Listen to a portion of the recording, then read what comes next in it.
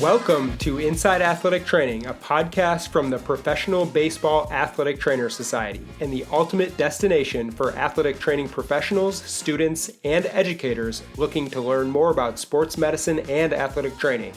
In each episode, we'll dive headfirst into conversations with experts in the field, bringing you insights, stories, and cutting-edge information about athletic training and sports medicine.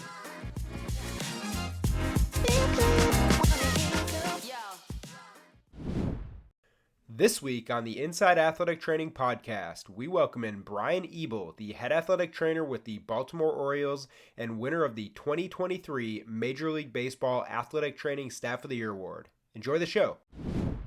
All right, Brian, welcome to the Inside Athletic Training Show again. We appreciate you coming on this week to talk about some big news for you and your staff there in Baltimore. For those who have not heard the news yet, Brian and his staff were honored with the 2023 Major League Baseball Athletic Training Staff of the Year Award, as voted on by PBATS members at the 2023 Winter Meetings last week in Nashville. So, Brian, to get started, first, congratulations to you, Mark, Patrick, Chris, everybody on your staff for the honor. Talk to the listeners about what this award means to you guys, especially as it's voted on by your peers across the league. Thank you, Sam. I mentioned in my remarks to the PBATS membership last week in Nashville when we received the award that, I felt like almost every staff in that room in Nashville works hard and was deserving, in some way of this award. But I think why it means so much to me and my staff is that this is an award voted on by, all 30 Major League Baseball athletic training staffs. And, there's no scoring rubric or attendance requirement for it. This is our peers saying to us that, hey, you guys are doing something right in Baltimore. And, there's a certain feeling, I think, of validation, to that. My team brings it every single day. They work hard. So I'm just elated, so happy for them that, they kind of get the recognition that they deserve. And the fact that it was voted on by our colleagues that we just have so much respect for, around the league. It really, that award's that much more special to us. You can think, you're doing something right and feel like you're doing something right as a staff, but that's one thing. But I think, when your peers recognize it, that's a good feeling and maybe a sign that you're on the right track. Yeah, obviously, you guys are in the trenches with your own staff, but also with staffs around the league. You get together with the guys, during batting practice and whatnot. And so to be awarded by those guys who see all the work you put in is really a special honor for the whole staff there in Baltimore. Obviously, you guys had an amazing year on the field, AL East champions, such a bright future in Baltimore. Was there anything specific, in your opinion, that made this year so special for you and your staff? Because obviously, as we mentioned, you got the attention of your colleagues across the league. Yeah, well, I mean, it was just a really fun year, an exciting year here in Baltimore. But I think for one, anytime a team outperforms what the models or predictions, say, particularly in our division, right, in the AL East, people are going to start paying attention, when you start to do well, for so long. And, secondly, we had over 100 wins this year, in Baltimore. Mm-hmm. The last time the Orioles won over 100 games was back in 1979. So we had an unexciting group of young players, but that's going to start to get the attention of people, right? And people are going to start looking at, how did they do it? From our scouting departments and player development to, our general manager, by the way, Michael Elias was named Executive of the Year this year, mm-hmm. Who does a job leading our baseball operations department. Brandon Hyde was our manager of the year this year. So, all the way from those guys down to our coaching staff, to our analysts, and, to sports med and performance, it really was, a group and kind of a concerted effort. And I always like to say, a little dumb luck, and staying healthy never hurt either. But I think that's why, there was so much attention on the Orioles this year, kind of how they started out. But, I always say, been doing this for a while, and I kind of always say, at the end of the day, though, what really wins baseball games are really good baseball players. And No doubt about that. And like you mentioned, just top to bottom in the organization, extremely special year for the Orioles. You talked a bit earlier about, there's no rubric, there's no, points for attendance for this award. To give some insight into what goes into the award, can you share a bit with the listeners about what you guys look for when you're casting your own vote for the staff of the year? Is there a certain criteria you keep in mind or something that you take from when you're thinking about the deserving staffs across the league? You know me a little bit now. By now, Sam, I'm kind of a big attention. Maybe some would say to a fault. So it kind of starts for me when I walk into your facility. And do you provide what you're required to provide? Per the CBA, for the visiting team, per the league. Do you go above and beyond that?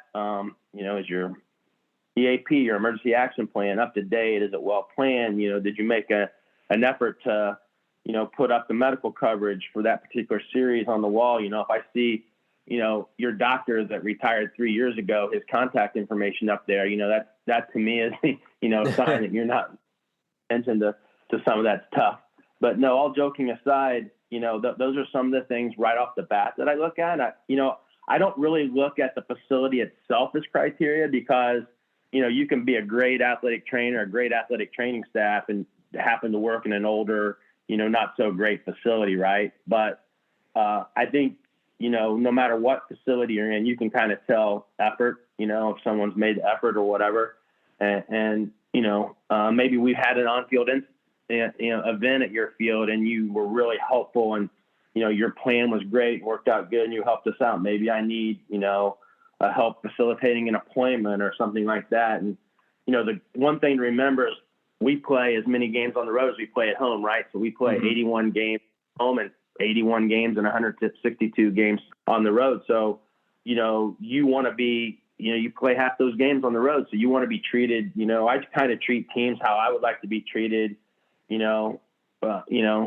I'm on the road or wherever. And, I'll do anything for my colleagues, across the field. If they need something, they may need to make a roster move and they might need an MRI that night or, early morning. And, I'll do whatever I can to, facilitate those kinds of things. So those are some of the things that, kind of I look at. Shout out to, my colleagues with the Yankees in New York, Tim Lintic. A situation this year, I called him at 8:30 in the morning in New York, and someone woke up with a toothache, and I needed a dentist. At 8:30 in the morning. By 9 o'clock, we were walking to a dentist office in Manhattan. That was already set up. So, those are the kinds of things that really, kind of are helpful and mean a lot. And what you'll find out is that at some point, it's great to help your colleagues because at some point you're going to find yourself in that situation, needing help too. So, our colleagues are just so good about that. And those are some of the things too that I think, kind of go into those decisions. Yeah, very interesting to hear your perspective on, obviously you're a voter for this award, and you won it this year. So cool to hear what you take into consideration, outside of the physical limitations some clubs might have, with space or the training room. So it's really cool to hear about those relationships and how the athletic training staffs work together throughout the year.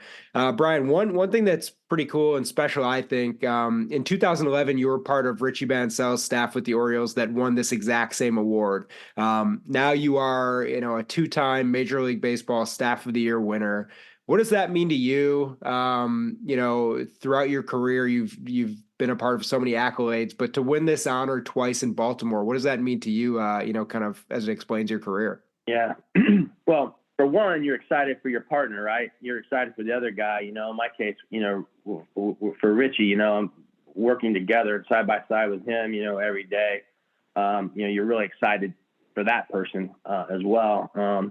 And, back then it was just me and Richie with an intern. The staffs were not the size then Sure. as they are today, right? So, again, it's kind of a little bit of a validation, I think. PBATS is such an amazing group of individuals who, work so hard, to get things done, serve the community, serve their teams, nationally, internationally, and to be recognized by, people like that in an organization like PBATS is, again, it's just really an honor because, there are a lot of great men and women committed to excellence in our organization and professional baseball. So, it just means a lot. And I want to talk a bit more about the guys on your staff. Obviously, like Richie relied so much on you to bring that award home in 2011.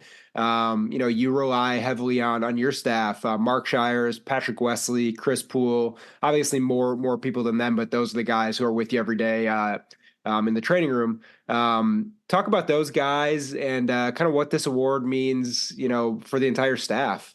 Well, these guys were excited, and I'm so happy for them, to get recognized for their efforts. They each are kind of unique and bring a different kind of expertise, if you will, to our staff, every single day. And I say this all the time. You've probably heard me say it, but I'm a demanding leader. We expect excellence here in the organization, but I think fair leader, and these guys come to expect that. So I think the last time you had me on the podcast, I spoke to you about kind of the role delineation model I use with my staff. And, Mark Shot, an extremely strong, clinician, on my staff and, does a great job, but he's also very tech savvy, and he helps me with, KPIs and injury analytics and, special projects and stuff like that. I might, need, he helps with education. We do a lot of education and stuff like that of our minor league athletic trainers. And he's very valuable to me in that way and helps me with that. And as well as some EMR, related projects. And Pat Wesley is, he has a lot of duties on my staff, but he's in charge of like hydration testing daily and travel logistics and making sure we get all our equipment and trunks and things like that on the road for road trips, and our home facilities and equipment upkeep and maintenance. And he does all of the supply ordering for me and inventory and things like that. And, in the hydro work, the hydro rooms today, are kind of so elaborate. They're not your standard, stainless steel, whirlpools anymore, that most of them have, SwimX or HydroWorks or some form of hydrotherapy pools and things like that. And those all require a lot of maintenance, kind of on a daily basis. And he's kind of my glue that holds all that stuff together. He takes care of, make sure our emergency equipment's ready to go, sets up the bench every night, things like that. So he kind of holds that stuff together. And Chris Poole he's kind of my right-hand man. I kept him on the staff, after COVID, and he helps me with kind of all things administratively, from compliance to work comp stuff to, scheduling appointments and, scheduling docs and x-ray techs and personnel like that for the medics for the game, stuff like that. So these guys are very, very key to me. And also part of my staff that, we haven't mentioned yet is my physical therapist, my PT, Kyle Korick, and our massage and manual therapist, Achilles Toriaba. They spend most of the majority of their time with patient care, but they're both dual credentialed, clinicians also. So they're athletic trainers as well. And although they have different titles, with the team and with the club, this award for me is every much theirs as it is, ours as well, because, they work with us every day as well. And they do a terrific job. So very proud of the entire staff, and man, I'm just really, really excited and happy for them to get the recognition that I feel like they really deserve. Mm-hmm. Yeah, obviously everybody on the staff deserves that recognition. Super excited for those guys to get that. One thing, I know you're not a guy that wants to talk about himself too much, but recognition throughout your career is something that's becoming pretty common on your resume. Last time we had you on the show, we talked about all those accomplishments and accolades throughout your career. Now that you've added another piece of hardware to your collection, and as you reflect on your career in Baltimore and the stage you're at now, leading the staff, looking back on your early days, could you have ever imagined all of this success when you were breaking in with the Orioles nearly, 40 years ago? Yeah. Well, the short answer is no. But Sam, if you ask me to do something, I'm going to get it done. I'm going to do it for you. I'm not going to half-ass it. You're going to get my best work on everything that I do. And, I think I said on the last time I was on your podcast, I operate like I don't want to really let anybody down. Mm-hmm. And, I have to be the same way, and if we're going to take time to do something and it's important enough to do it, we're going to do it. We're going to see it through. We're going to do it the right way.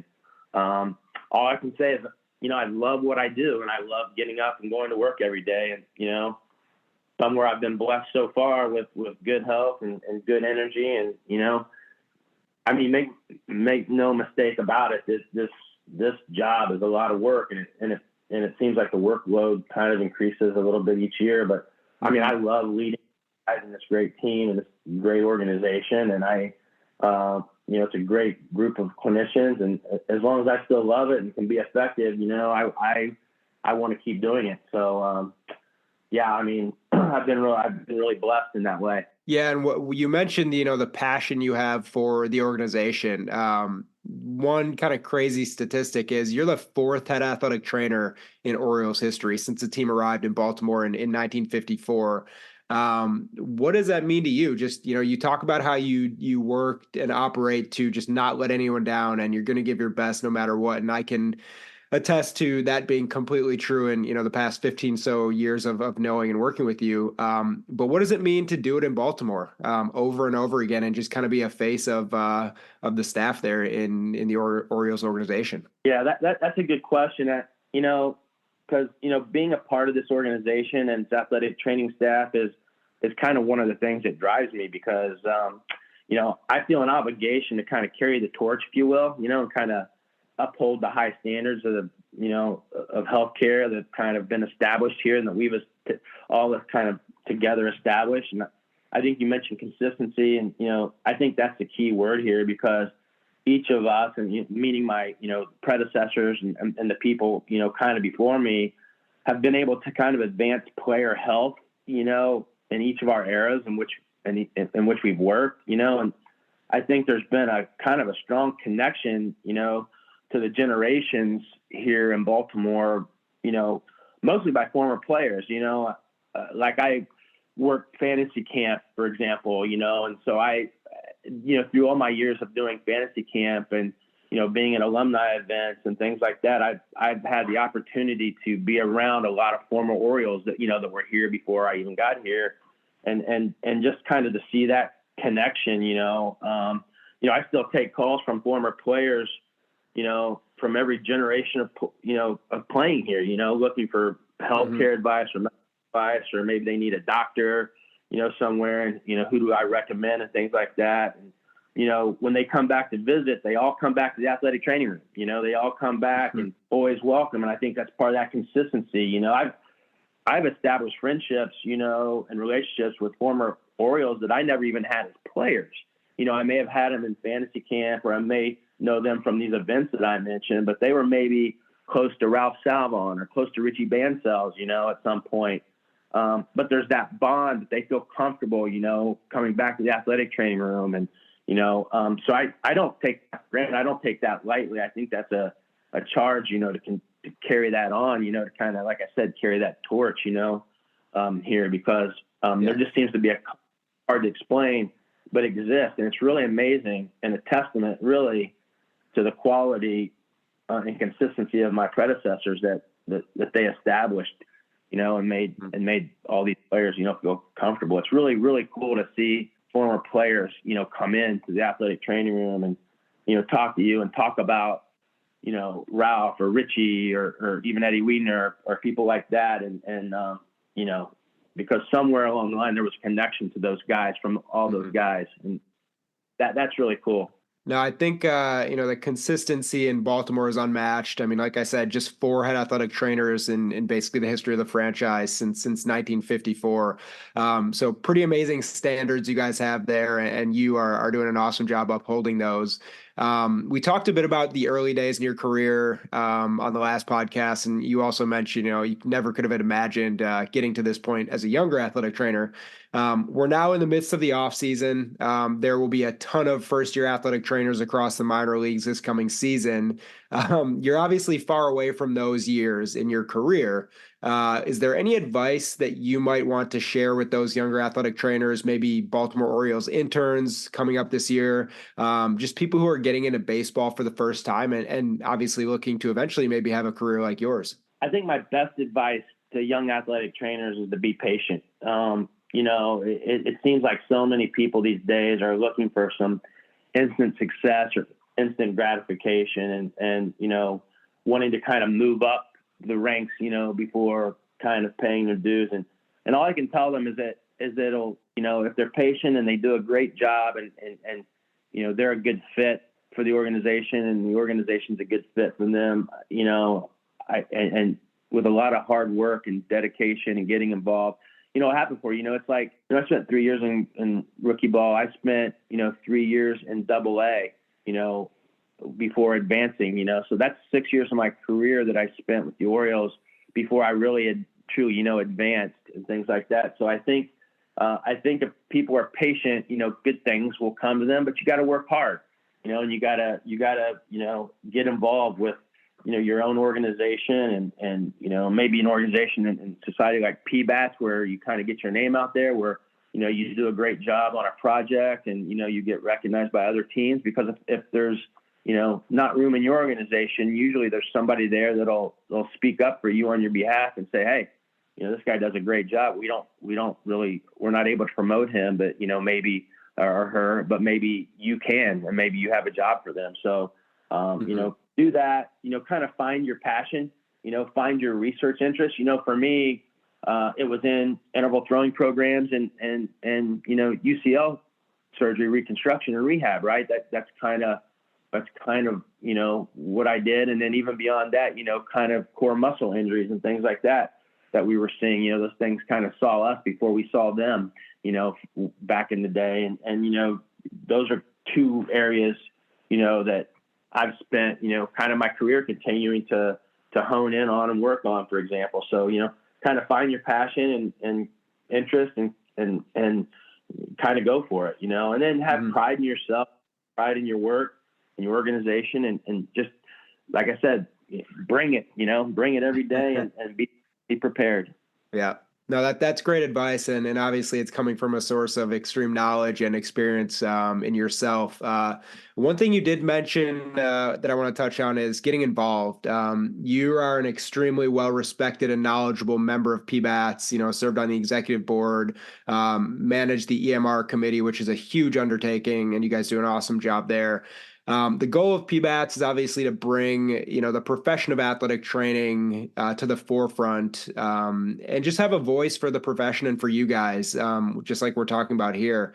As you look at PBATS and where it stands today, and you as such an involved member, what are your hopes and dreams for PBATS over the coming years? Obviously we just celebrated the 40th anniversary, which is amazing to have some alumni back. But what do you kind of see as PBATS going forward as someone who's very involved? Yeah. So, I think what PBATS means to me and what my hopes are, I think was on full display right in Nashville last week. First and foremost, we're an educational society. We were formed to kind of advance learning and education of athletic trainers and minor league athletic trainers. And, there's just so many ways in which, kind of we do that through scholarship and seminars and internship programs, or, like the joint educational sessions we just had in Nashville with our docs and, performance staff and things like that. And it's, it's amazing, 40 years ago where we were, and now 40 years later that we're kind of involved in some of the most relevant research and journals in the world. And, we have members that are published authors and accomplished lecturers. And, we have great volunteers for community outreach and education and help with education and healthcare in our communities and cities and things like that. And this is really professionally, I think, really rewarding, to see where we are, to see where we're going. And, my hope is that, that what happened, the first 40 years will continue to happen the next 40 years. And then that will continue to be even better as we continue to be at the forefront of baseball medicine and education. That's my hope for this organization. Yeah, and obviously it's a great help to have guys like you having such an impact and really, really guys who care about the profession. And like you said at the beginning, you give it your all. You don't want to let anybody down. And I think that's a great attitude for anyone involved in the society and anyone involved in the profession as well. And speaking of some people involved, I know we talked about your staff and the people you work with every day. I know there are a ton of more people who you could mention who make up your entire sports medicine staff. So I just want to give you a couple minutes here just to recognize anybody we may not have talked about who helped you guys bring home this award this year. Yeah. So, I mean, it really is a group effort. And, we wouldn't be successful without even starting at the top of our organization, with ownership by giving us the resources that we need to operate, and our senior management team and our front office and baseball ops team, starts kind of with player procurement, moving down to our manager and things like that.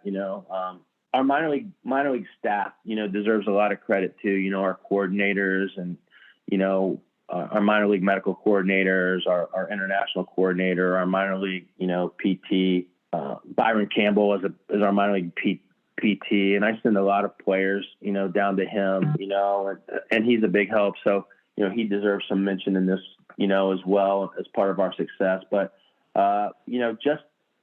just all of our minor league trainers that work hard every day and work on our players. And, we keep going back to that theme of consistency, but that's something that we really do try to teach here is to try to have that consistent approach, whether it's, our exercise programs and, arm care like that. And, our core program, whatever it might be, we try to have that consistency throughout. So each and every athletic trainer, up and down our system, is in some way, deserves some credit. So I'm just truly humbled to lead such amazing, men and women, in the sports medicine team here with the Orioles. Well, Brian, a huge congratulations again to you and your staff and the entire Orioles organization. As we talked about, from the awards given out at the winter meetings across the organization, not just the athletic training staff. You guys had such an amazing year.